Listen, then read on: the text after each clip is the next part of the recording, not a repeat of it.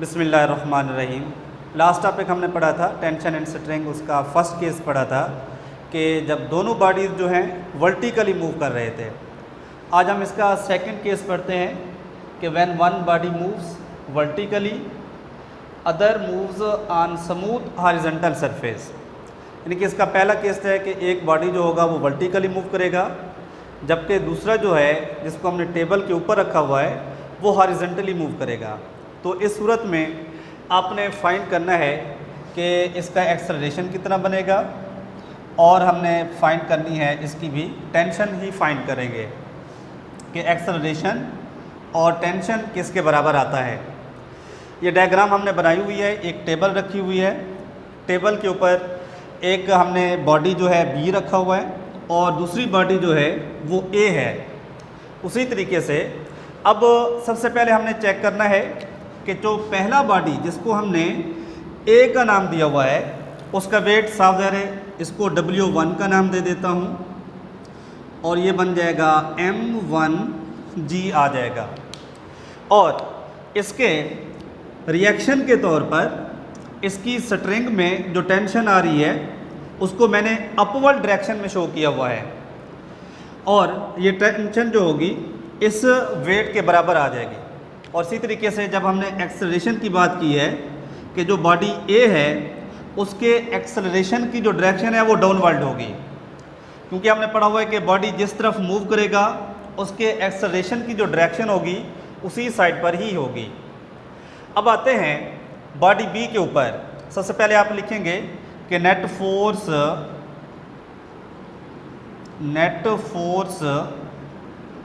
On ए, यानी कि body ए जो है उसके ऊपर लगाई जाने वाली फोर्स, मैं उसको नाम दे देता हूं कि F1 है, इज़ इक्वल टू। अब ज़रा गौर करें कि जो बॉडी ए है उसका वेट ज़्यादा होने की वजह से वो नीचे मूव कर रही है। इसका मतलब क्या हुआ कि इसमें इसका वेट तो ज़्यादा है लेकिन टेंशन कम हो जाएगी। इस वजह से मैं इसको लिख देता हूँ W1 माइनस का क्या बन जाएगा और टेंशन इसमें से सब्ट्रैक्ट कर लेंगे। यानी कि ये रिलेशन शो करता है कि इसमें वेट तो ग्रेटर है, टेंशन लेस आ रही है। अब इसको लिख देते हैं कि F1 is equal to W1 है, W1 की वैल्यू क्या बन जाएगी M1G और ये बन जाएगा माइनस का T आ जाएगा। और इसी तरीके से Newton second law of motion के मुताबिक फोर्स का फार्मूला बन जाएगा M1A is equal to M1G और माइनस टेंशन आ जाएगी। इसको हम इक्वेशन नंबर 1 का नाम दे देते हैं।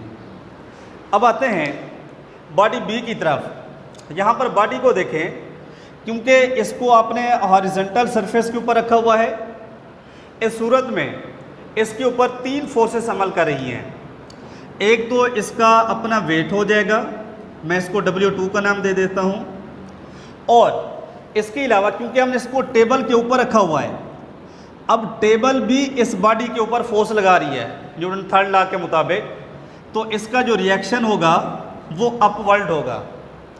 2 फोर्सेस ये हो गई और तीसरी फोर्स जो स्ट्रिंग में है, टेंशन में है, वो इसको मूव कर रही है। यानी कि आप लिख सकते हैं नेट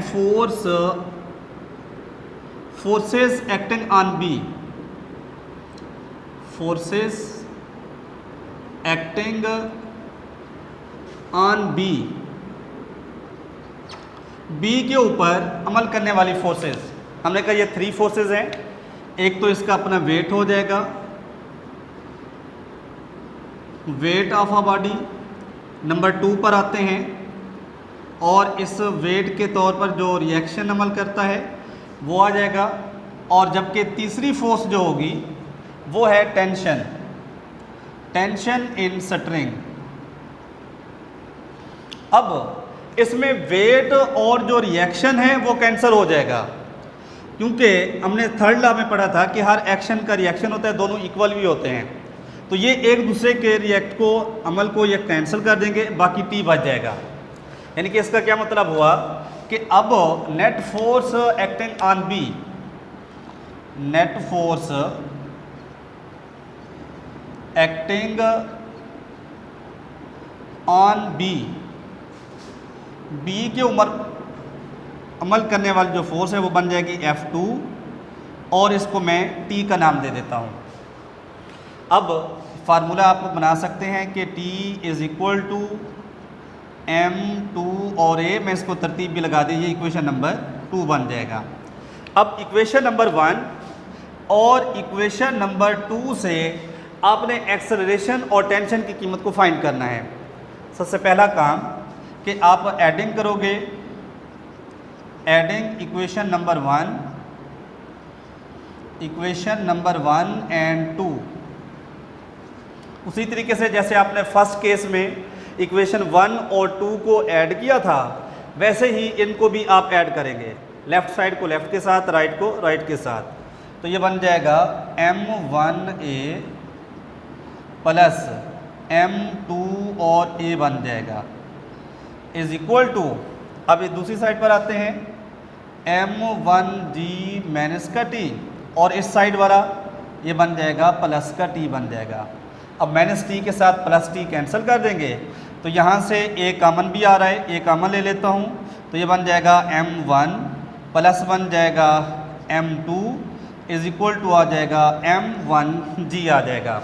अब क्योंकि हमें एक्सेलरेशन की कीमत को फाइंड करना है तो M1 प्लस M2 दूसरी साइड पर डिवाइड हो जाएगा, तो ये वैल्यू बन जाएगी A is equal to M1G पहले से मौजूद है और ये वाला हिस्सा इस पे डिवाइड हो जाएगा, तो ये बन जाएगा M1 प्लस M2।